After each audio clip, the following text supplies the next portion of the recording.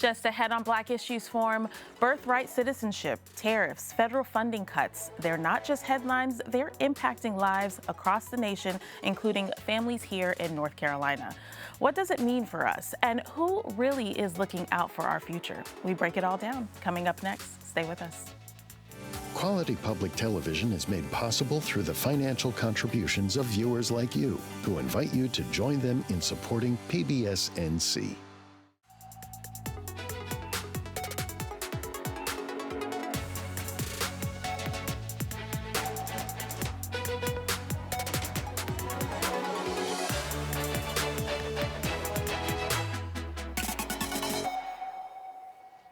Welcome to Black Issues Forum. I'm your host, Kenia Thompson.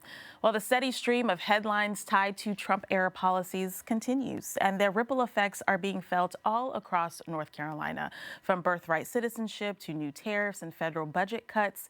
The impact on our communities is real, and today we are breaking it down with our analysts to understand what exactly is at stake and what it could mean for you. I'm joined by two sharp minds who are no strangers to unpacking tough political questions. I want to welcome Jesse McCoy. He is the director of the Duke Civil Justice Clinic at Duke University School of Law, and our returning political analyst, Steve Rao. Welcome. Good morning. Thanks for having me to be here. Yeah, there's a lot to break down, as I said earlier. Jesse, I want to start by the 14th Amendment has been pulled up in one of those top headlines that we've been talking about. And I want to talk about that constitutional right. Give us a little bit of a background on the 14th Amendment, why it was created, and kind of what's at stake today. So the 14th Amendment was initially added to the Constitution in 1868 for the purpose of providing citizenship to people who had formerly been enslaved. This was part of that Reconstruction and radical Republican movement.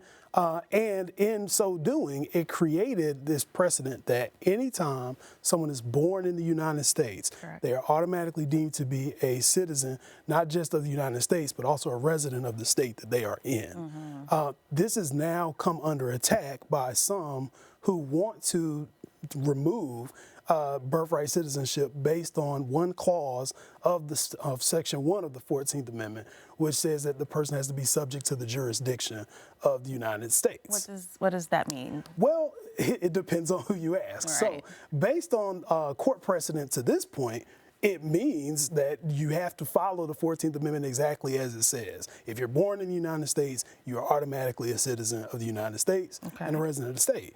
However, they believe that this also means that if you're not subject to the jurisdiction, which means if you were born in another place, if you, I messed up.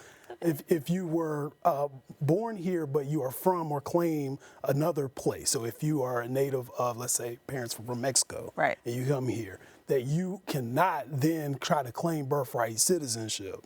And they're doing this for the purpose of trying to eliminate or reduce the number of people who will have the federal protections, because this is stemming from the anchor baby movement, if you will, of yesteryear.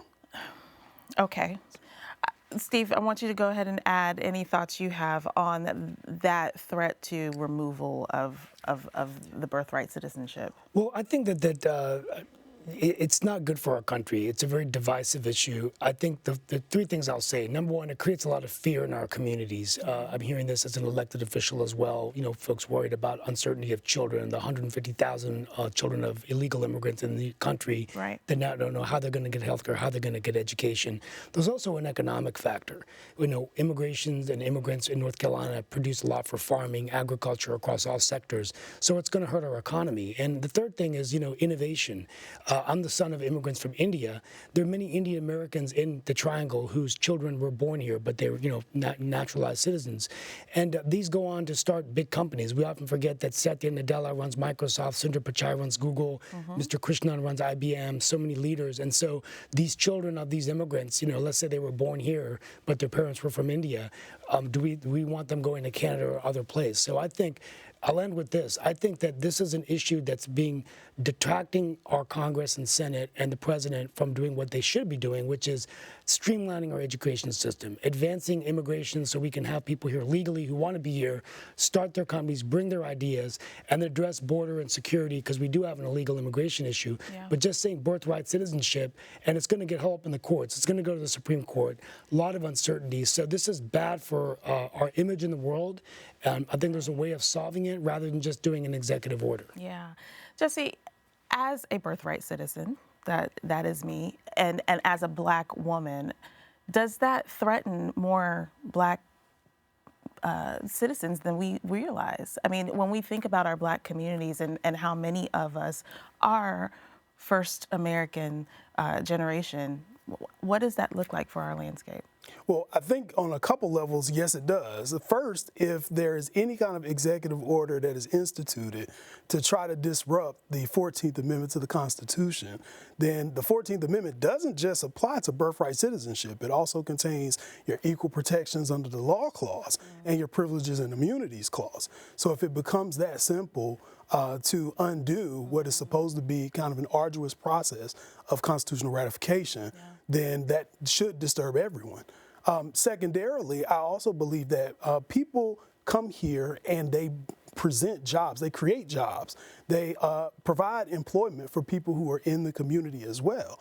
And so if we are talking about essentially destabilizing a population of people who are adding value to the community, then that will have ripple effects throughout the population. Yeah. Now, would that impact students? You mentioned education, right? Would that impact students who are here learning potentially on a student visa? Yeah, absolutely. I mean, you know, your separation of families, right? If you're no longer a citizen, what if they deport you to go back, right? There's a lot of uncertainty there. We see this issue all the time. If I get deported to go back, where am I going back to? Yes. I don't have a family life established. And we've told the story about the documented dreamers, and there's over, hundreds of thousands in the U.S., millions in the U.S., and I think a lot in North Carolina. And they produce $484 million to our economy. Some of them are starting companies, running companies, and now we're saying, you have to go back. And what do they go back to if the only country they knew was here? Never created So, anything anywhere else. And so I think this is a real issue in the Latin American community. I forgot to say, there's a lot of Latino Americans concerned about this. So I think there's a way of solving the problem, but this isn't solving the problem. It's just creating a wedge issue. It does play to the Trump base because it's playing in this thing of us versus them, nationalism. And we're seeing this theme across the world in other countries, right? So, and this is feeding into the deeper or the underlying issue of DEI, because what is the true motivation behind this decision? I mean, I think it's just, the true motivation is you galvanize the base and you say, we're going to, return this country to just, be us versus them, immigrants. And immigrants, it's not a dirty word. Immigrants is, like Alexander Hamilton, they work harder and smarter, like the $10 founding father. There's a lot of immigrants that have produced to this country, and that's what's made America great. I was thinking about that. I went to Japan just recently, and I was on vacation there, but one thing I realized is how grateful we should be in a country where we have all walks of life from all nationalities. That's the American secret sauce. That's what makes us unique and special, and we've forgotten that. And I believe that this presidency has essentially weaponized a lot of the old tropes of the United States that we had hoped had been in our past. Things like racism, xenophobia have galvanized the base and have allowed him to enact certain things that we wouldn't have anticipated would come. During this time, So let's move on. And let's talk about tariffs. There's been a lot that's happened, I mean, literally in the last 6 hours with tariffs. Initially, when I had first pulled this together, we had seen that the Court of International Trade had blocked President Trump from imposing these sweeping tariffs that he's been imposing. However, literally, we woke up this morning, and things may change by the time you watch this episode, but the federal appeals court is delaying that court order, saying that they cannot impose him from making these decisions or prevent him from making these decisions. What are your thoughts on that, Steve? Where do we stand with tariffs right now? Well, I mean, now we're back to where we were before. 30% tariffs on imports from China, 25% from Mexico and Canada, 10% on all tariffs. So tariffs, in my opinion, it's a regressive tax. I mean, the first thing it's going to do, it's going to hurt our economy. You look at black-owned businesses that are already facing razor-thin profit margins, well, their costs are going to go up. I'm seeing this even from Indian-American businesses whose costs in Morrisville have gone up by 25% because their import costs are going up to get their supplies. It does affect supply chains, right, in terms of just the cost of goods, basic things. Logistics costs, transportation costs, right? Even in resiliency, I've been hearing Governor Stein talk a lot about recovery efforts, but when the cost of logistics goes up, even the cost of recovery goes up, right? So all of these things, right? I think what the president's trying to do is increase the revenue, but the bottom line is that I don't think that's going to really, that the economic impact on our economy, it's inflationary effect, already with inflation, even though inflation's come down. And so I think this is not a good thing for our economy. I think we've got to look at the Smoot-Hawley Tariff Act that happened, and that was in the 1930s. Yeah. Led to a Great Depression, a recession. Yeah. And when we look at agriculture being such a big part of our North Carolina fabric, Jesse, what does that mean for our Black farm owners, for those that are still trying to come up in those industries? Well, anytime that anyone starts a business, the goal typically is for profit. When you can't rely on cheap capital, cheap goods, and you can't resell at a cheap value, then that means that those costs will have to be passed along essentially to the consumer. Yeah. And if the consumer has options and has to now pay a higher price, the likelihood is that they're not going to pay for the things that our community is providing. Yeah. You have something to add? No, absolutely. And what we often forget is the irony is that we've been able to wield such a strong stick on this issue, President Trump, because the U.S. economy still today is the strongest economy in the world. Right. The dollar still has a lot of value. But it's losing value too, It's losing value, but here's where I'm going with this. The problem is now we're taking a strong economy and we're telling people we're going to have trade wars, right? We're going to hurt farmers, we're going to hurt industry, and people are going to start trading around us.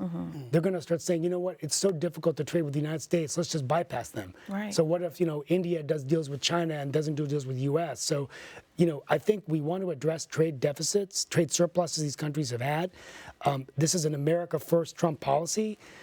He's trying to save American jobs, but I think we're going about it all the wrong way. Well, and you mentioned, right, so they're going to do this around us. Around us. It's going to Trade around happen us. regardless. And so now we get left out of the conversation. That's exactly Now we're right. not considered in foreign affairs, right? And so when we look at foreign policy, and that's another area of concern, and Trump is essentially, he's not too concerned about, like you said, America First mindset. Yeah, America First mindset. And for me, America has always, especially after World War II, been the leader of the free world. We brought the Allies together to win the World War II. We just celebrated Memorial Day, great Americans who gave their lives so this nation could long endure. And so I think that what's made Trump do this is he's like, well, we've been paying for NATO, we've been doing all these things, so we want to be isolationists now, right? But I don't think that's good. Number one, because it just doesn't send a good message to the world. We're going to allow dictators to invade Ukraine. We're going to, allow these things to happen around the world. Still, you have the United States. I think when you break NATO alliances from a foreign policy perspective, you do hurt North Carolina because of our defense sector. We get a lot of supplies and defense and, Cherry Point, Fort Bragg, Research Triangle Park. So by not having procurement and missions with NATO and Europe, it's going to hurt our economy. And so I just feel like I know what's driving this, but I think that we're still the United States of America, and I think we have a role to play. But this is a theme that he is just saying, I want to think of America first from an economy, from a foreign policy perspective. I don't think it's good for the world. We went into World War II when we were isolationist and protectionist. Don't want to scare anybody, but I think we've got to. But these are the patterns, right? History kind of tells us what will happen in the future if we don't learn from it. And so when we think about the limits of presidential power when it comes to foreign trade, what is there that the courts or Congress can do to kind of limit some of that's happening, Jesse? Well, I think Congress has power to be able to limit because Congress controls the purse, right? Yeah. So Congress has the power to financially limit what the president's policies can be. But there also needs to be a political will to do so. And I think that's what the community oftentimes is going to question. We haven't seen here recently a lot of congressional oversight or congressional stoppage when it comes to things like, people losing jobs, when it comes to the president doing essentially anything that he wants to do. And the primary stopgap in the checks and balances system has been the lower level federal courts. But even with that, I think community has grown kind of impatient with that, knowing that if it gets appealed to the Supreme Court, the composition right now seems to favor the position of the president. Yeah. But is it really up to the courts, though? I mean, is the system set up that way to where the president can't overrule those decisions? Well, it really depends, right? So the courts and Congress and the president all provide checks and balances for each other in our Constitution. But if you have a situation where Congress won't do it, then it ultimately is going to end up with the courts. And if the courts don't do it, then the president will just, So we're hoping that Congress and the courts see the alignment of where things need to go. But if they don't, then we are still left kind of with these same decisions. Yep, executive orders, declarations, and we have constitutional amendments, right? For any of these things, even with the 14th Amendment, other things. But it takes the system. It's hard to amend the Constitution. It takes 2/3 of the U.S. Congress and Senate, and then 3/4 of the states. So it's hard. It's not easy to amend the Constitution. What power do people have? Because we sit back and we watch this unfold, and we watch it happen, and we're asking the question: why doesn't Congress do this? Why don't the courts do this? But what is there anything we can do? Vote. Vote. Yeah, but we can call our congressman for sure. But in the interim, yes, we know we got to go out and vote. But people voted, and here we are today dealing with all this. There are consequences for elections, and I mean, we shouldn't be surprised of the things that are happening because Donald J. Trump did say that he was going to do all these things. And I thought that he was going to use it as a negotiating chip with tariffs, but I think he's in this state on the ground, and it's going to provide opportunity for Democrats in 2026. We've got a U.S. Senate race in North Carolina, and I think in 2027, as early as that, we're going to be looking at the Democrats looking at a candidate for president. They got to win back the White House if they're going to stop this, or it's going to be Vice President J.D. Vance probably going for the nomination, and I'm hearing other rumors out there, but. We'll see. Well, I would just add to that. I think we have to remember that we still live in a democracy. Voting is important, but it's also important to be educated and informed about the issues. It's also important to hold your lawmakers accountable.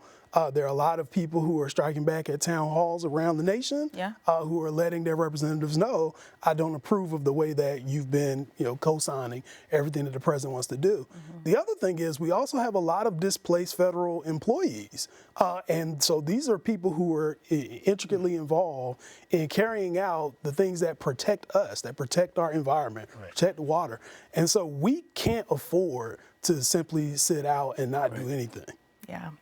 Well, let's talk federal budget, because money has been a huge topic of conversation, especially here in North Carolina. We've seen many agencies. We just had the Pauli Murray Center here, and they had funding pulled. We got some facts here. SNAP is federally funded. This is the Food Assistance Program. Always been 100% federally funded. There's a proposed 25% state match for SNAP funding, which would cost North Carolina $725 million. Medicaid cuts. We had seen under Cooper. Governor Cooper. The Medicaid expansion. Medicaid expansion. Big achievement. Over 600,000 North Carolinians. Yes. And now we are looking at over 6% of the state's population potentially now receiving another hit of no Medicaid coverage. So when we look at federal funding cuts and how this is trickling down stateside, what's the impact really going to be if we're not careful with how much the state now has to step in? Well, and I'll start with this. I mean, I think when you look at these federal cuts across the board, we have to remember that these are not just budget line items. They are the first thing we have to think about its effect on people, right? And this is affecting the people in North Carolina, whether it's people that are losing their Medicaid, illegal immigrants, gender transition services, those kinds of things. healthcare on the table, SNAP, 1.5 million North Carolinians get that program, Head Start, all these programs. It's affecting people, farmers, we've talked about small businesses, all these federal cuts. Yeah. The other thing I'll say is jobs, as I'm getting a lot of calls about people losing their jobs because of RTI and FHI 360 who receive federal contracts, DHHS having to cut employees. Secretary Sangwai told me a few weeks ago that they're having to cut public health funding and COVID vaccinations and things like that. These are all things. And then the final thing is losing workforce training and those kinds of things. I mean, in economic development, we got a lot of green energy jobs under Governor Cooper, electric vehicle manufacturing. And I'm hearing from leaders in the state that we're going to lose a lot of those companies coming in. And those were jobs that were promised to our governor. Yeah. And now Governor Stein is going to have to dealing with these companies pulling out. So people. We're affecting people. And some of those people, I'm being told, federal employees, Black women that have been losing a lot of Absolutely. their jobs. Yes. So where does that leave us? When we look at federal employees who are losing their jobs, there aren't that many options here, right, stateside, is that they're competing with, that they may not have the opportunity to be able to fit in somewhere else at the same level of funding, money, opportunity. And so where is that now putting our Black employees and workforce? Well, I mean, I think that one, there's still a robust market of folks who are looking for work and a robust market of places that are trying to find people with this experience. Right. But I share your concern. I think that there is a lot of oversight that we no longer have because those federal employees are not in place. We still have this bill that is going through Congress right now that people can call their senators to try to fight against some of these cuts that have been proposed, particularly with Medicaid. And you're referring to the One Big Beautiful Bill Act? Allegedly. Allegedly. Yeah, exactly. Yeah. Which could add $5 trillion to our deficit and make our debt. And the other thing I forgot to mention is that education, right? I just heard Chris Haggerty, the school board chair, say just yesterday at the State of City address that, and the county address that the schools of Wake County were told, if you don't cash your check in by Friday of a certain week, you're going to lose all your programming. That's not a good strategic way to run your school system. So, I mean, that are already suffering. I mean, I think there's inefficiencies, but you just don't do a blanket approach like this because then you put everyone in a defensive mode where they're scrambling around and I think that let's go back and kind of define this One Big Beautiful Bill Act and what does that look like. So you can expound on it more, but essentially it's a bill that's aimed to extend and expand upon the 2017 Tax Cut and Jobs Act while implementing substantial changes to federal spending and social programs. What does that mean? What was the 2017 Tax Cut and Jobs Act? Well, I think that the 2017 Jobs Act gave just reduced the corporate income tax rate. I'm blanking out on what the percentage was, but it basically focused on the wealthier individual. That's my concern. So wealthier Americans got the tax break, and so he's extending that from the first Trump term, right? I have a problem with that because I think that it's hurting working class families. We ought to give middle class families and working class families a tax break so they have more money, especially during inflationary times, to buy more goods, to save money, to educate their children, their health care. It adds $5 trillion to the debt. When you reduce revenue and you increase deficit in government spending, you have a problem, right? Our federal deficit is already at $1 trillion. So this bill would add another $5 trillion. And then the cuts to Medicaid and health care and all of these programs are going to be affected by this bill. And in North Carolina, we're going to bear a big brunt of that. We're the 8th largest state in the union, and we're going to see a lot of this impact our state. And Jesse, your students, this impacts student loan programs, Pell Grants. What does that look like from an educational standpoint, how that can impact our institutions? Well, I mean, of course, students are already struggling with trying to figure out how do I finance an education to be what it is that I want to be. Yeah. And I believe that in so doing and in having these cuts, there's going to be less money that's available. It's definitely going to mean that they're going to have to go to outside private sources that aren't going to be backed by the government in order to get it. And those private resources are typically going to be out for profit. Exactly. On top of that, I also believe that with the people who have already been through education, trying to seek things like public service loan forgiveness, trying to seek things like any sort of loan repayment program that was traditionally acceptable has now become questionable. Right. And so there's a lot of uncertainty about whether the cost of college and higher education is even worth it. I'm scared that we're gonna start to see a decline in our Black and brown folks in particular with college degrees or advanced degrees at this point. Right, and then the challenge is the role of work is changing so fast with AI and technology and innovation. Entry-level positions basically being eliminated, call center jobs. So now is a time when we need to invest more in education with minority communities as well, of course, to help them give the skills they need to work. And how are they going to do this without an education? Now, fortunately, we've got community colleges, we've got HBCUs, but even their funding is being cut. As well. Right? Yeah. So this is, we got to get the conversation back to education. I think Democrats have to get back on message on building out infrastructure, providing education, and tying their policies to economic growth of the United States. Absolutely. Well, we have come to the end of our conversation. We ended up packing everything in there that we wanted to. So I appreciate both of you, Jesse McCoy, Steve Rao. Pleasure. Thank you. Thank you so much. Have a great summer, everybody. Indeed. And I thank you for watching. If you want more content like this, we invite you to engage with us on Instagram using the hashtag Black Issues Forum. You can also find our full episodes on pbsnc.org/Black Issues Forum and on the PBS video app. I'm Kenia Thompson. I'll see you next time.